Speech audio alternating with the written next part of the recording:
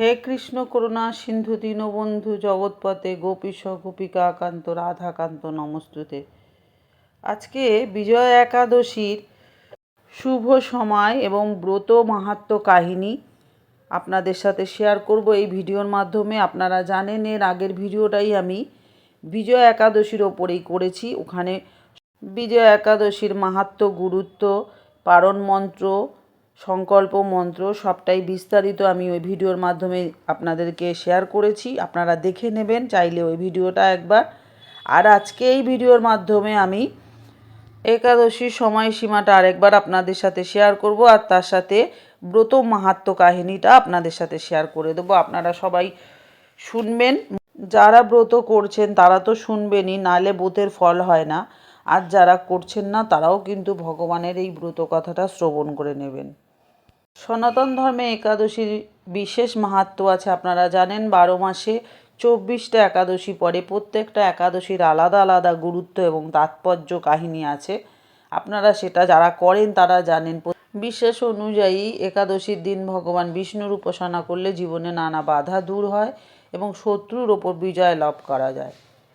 আর একাদশীর শুভ তিথি শুরু হচ্ছে 12ই ফেব্রুয়ারি 2026 দুপুর 12টা 21 মিনিটে, আর শেষ হবে 13ই ফেব্রুয়ারি দুপুর 2টো 26 মিনিটে।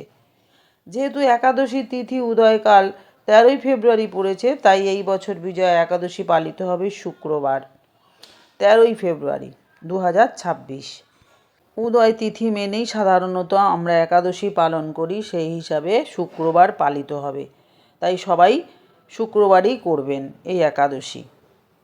তার সাথে ভগবান বিষ্ণুকে সুন্দর করে পূজা অর্চনা করবেন। ফুল, চন্দন, তুলসী পাতা দিয়ে হলুদ রঙের মিষ্টি ও ধূপ দ্বীপ সহকারে পুজো করবেন। সাথে দান ধ্যান তো অবশ্যই করবেন। তো চলুন আজকে ব্রত কথাটা শুনে নিই। বিজয়া একাদশীর ব্রত মাহাত্ম্য কথা।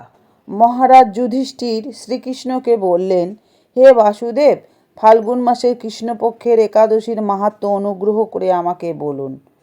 তখন শ্রীকৃষ্ণ বললেন, হে যুধিষ্ঠির, এই একাদশীকে বিজয়া একাদশী বলা হয়। এই একাদশী সম্পর্কে একসময় দেবর্ষি নারদ স্বয়ম্ভু ব্রহ্মাকে জিজ্ঞাসা করেছিলেন। তিনি এই প্রসঙ্গে যা বলেছিলেন তা আমি এখন তোমাকে বলছি। এই পবিত্র পাপ বিনাশকারী ব্রত মানুষকে জয়দান করে বলে এর নাম বিজয়া বলে প্রসিদ্ধ।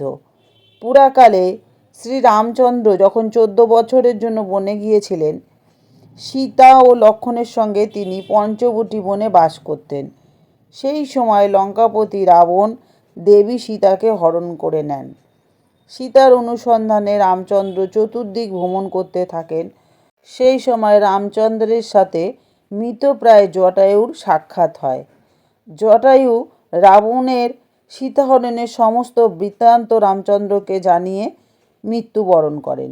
এরপর সীতা উদ্ধারের জন্য বানররাজ সুগ্রীবের সাথে তিনি বন্ধুত্ব স্থাপন করেন। ভগবান রামচন্দ্রের কৃপায় হনুমান লঙ্কা গমন করেন। সেখানে অশোক বনে সীতাদেবীকে দর্শন করে শ্রীরাম প্রদত্ত অঙ্গুরি অর্থাৎ আংটি তাকে দেন, অর্পণ করেন। ফিরে এসে শ্রীরামচন্দ্রের কাছে লঙ্কার সমস্ত ঘটনার কথা তিনি ব্যক্ত করেন। এরপর হনুমানের কথা শুনে রামচন্দ্র সুগ্রীবের পরামর্শে সমুদ্র তীরে যান। সেই দুস্তর সমুদ্র দেখে তিনি লক্ষ্মণকে বললেন, হে লক্ষ্মণ, কিভাবে এই অগাধ সমুদ্র পার হওয়া যায় তার তো কোনো উপায় খুঁজে পাচ্ছি না। তখন উত্তরে লক্ষ্মণ বললেন, হে পুরুষোত্তম, সর্বজ্ঞাতা আদিদেব আপনি, আপনাকে আমি কি উপদেশ দেব? তবে বগদালভ্য নামে এক মুনি এই দ্বীপে বাস করেন। এখান থেকে 4 মাইল দূরে তার আশ্রম। হে রাঘব, আপনি সেই প্রাচীন ঋষিশ্রেষ্ঠকে এই উপায় জিজ্ঞাসা করুন। লক্ষ্মণের মনোরম কথা শুনে তারা সেই মহামুনির আশ্রমে উপনীত হলেন। ভগবান রামচন্দ্র ভক্তরাজ সেই মুনিকে প্রণাম করলেন। মুনিবর রামচন্দ্রকে পুরাণ পুরুষ বলে জানতে পারলেন। আনন্দ ভরে জিজ্ঞাসা করলেন, হে রামচন্দ্র, কী কারণে আপনি আমার কাছে এসেছেন তা কৃপা করে বলুন। শ্রীরামচন্দ্র বললেন, হে মুনিবর, আপনার কৃপায় সৈন্যসহ আমি এই সমুদ্র তীরে উপস্থিত হয়েছি। রাক্ষসরাজের লঙ্কা বিজয় করাই আমার প্রধান উদ্দেশ্য। যাতে এই ভয়ঙ্কর সমুদ্র উত্তীর্ণ হতে পারি, তার উপায় জানবার জন্য আমরা আপনার কৃপা প্রার্থনা করি। তখন মুনিবর প্রসন্ন চিত্তে পদ্মলোচন ভগবান শ্রীরামচন্দ্রকে বললেন, হে রাম, আপনার অভীষ্ট সিদ্ধির জন্য যে শ্রেষ্ঠ ব্রত করণীয় আমি তা বলছি। ফাল্গুন মাসের কৃষ্ণপক্ষের বিজয়া নামক একাদশী ব্রত পালনে আপনি নিশ্চয়ই সৈন্যসহ সমুদ্র পার হতে পারবেন। এই ব্রতের বিধি শ্রবণ করুন। বিজয় লাভের জন্য দশমীর দিন সোনা, রূপো, তামা অথবা মাটির কলস সংগ্রহ করে তাতে জল, আম পাতা দিয়ে সুগন্ধি চন্দনে সাজিয়ে তার ওপর সোনার নারায়ণ মূর্তি স্থাপন করবেন। একাদশীর দিন যথাবিধি প্রাতঃ স্নান করে কলসের গলায় মালা চন্দন পরিয়ে উপযুক্ত স্থানে নারকেল ও গুবাক দিয়ে পুজো করবেন। এরপর গন্ধ, পুষ্প, তুলসী, ধূপ, দীপ, নৈবেদ্য ইত্যাদি দিয়ে পরম ভক্তি সহকারে নারায়ণের পুজো করে তারপরে হরিকথা কীর্তনে সমস্ত দিন যাপন করবেন। রাত্রি জাগরণ করে অখণ্ড ঘি প্রদীপ প্রজ্বলিত রাখবেন। তারপর দ্বাদশীর দিন সূর্যোদয়ের পর সেই কলস বিসর্জনের জন্য কোনো নদী, সরোবর বা জলাশয়ের কাছে গিয়ে বিধি অনুসারে পুজো নিবেদনের পর সেটা বিসর্জন দেবেন। তারপর ওই মূর্তি বেদজ্ঞ ব্রাহ্মণকে দান করবেন। এই ব্রতের প্রভাবে নিশ্চয়ই আপনার বিজয় লাভ হবে। ব্রহ্মা বললেন, হে নারদ, ঋষির কথা মতো ব্রত অনুষ্ঠানের ফলে তিনি বিজয়ী হয়েছিলেন। সীতা প্রাপ্তি, লঙ্কা জয়, রাবণ বধের মাধ্যমে শ্রীরামচন্দ্র অতুল কীর্তি লাভ করেছিলেন।